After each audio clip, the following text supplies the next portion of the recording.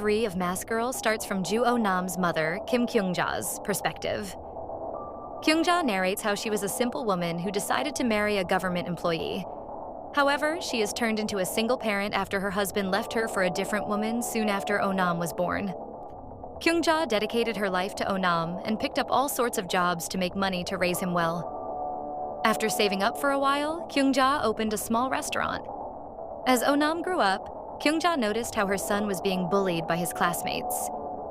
Instead of reaching out to his school, Kyung-ja resorted to having prayers done in order to guide Oh-nam.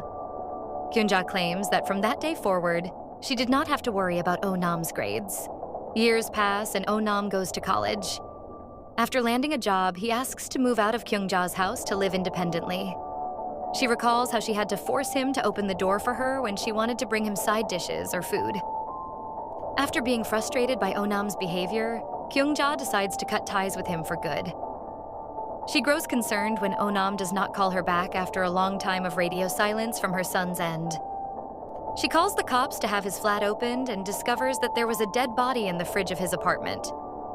The case is given media attention, and it is suspected that Oh-nam killed the man and fled. The police interrogate Kyung-ja and learn that had been missing for 2 weeks. Details about Oh-nam's weird addiction to sex toys and porn are revealed in the media. Psychologists claim that Oh-nam was someone with poor mental health who had killed someone.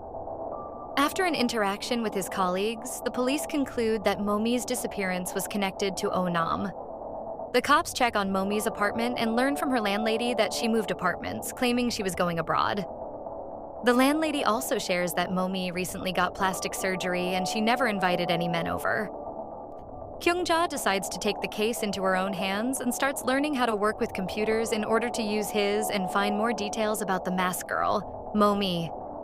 She starts talking to youngsters using internet chat and learning the lingo that the youth of that age used.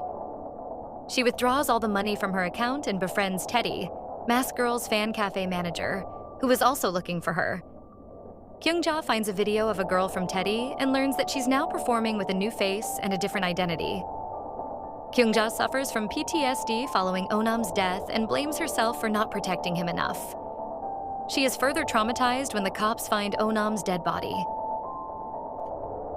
With 5 months having passed from the time of the incident, Kyung-ja is further determined to find Mask Girl. She goes to Momi's family home and tries to have a chat with her mother.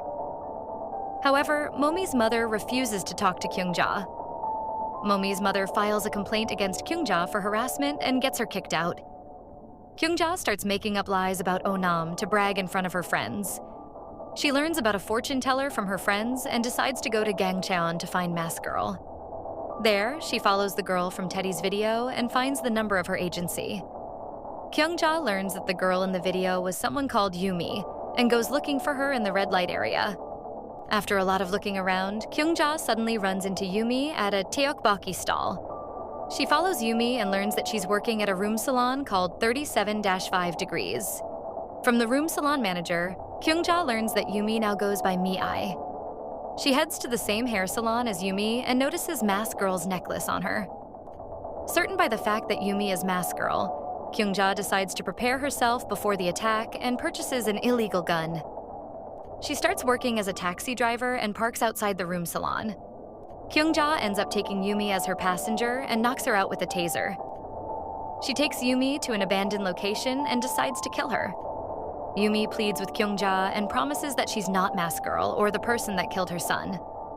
The episode ends with the girl claiming that she's actually Kim Chun-ai, and the person Kyung-ja is looking for could be her colleague. If you're watching this channel for the first time, hit the subscribe button and watch other episodes. Until then, it's me, Mitsubishi, signing off.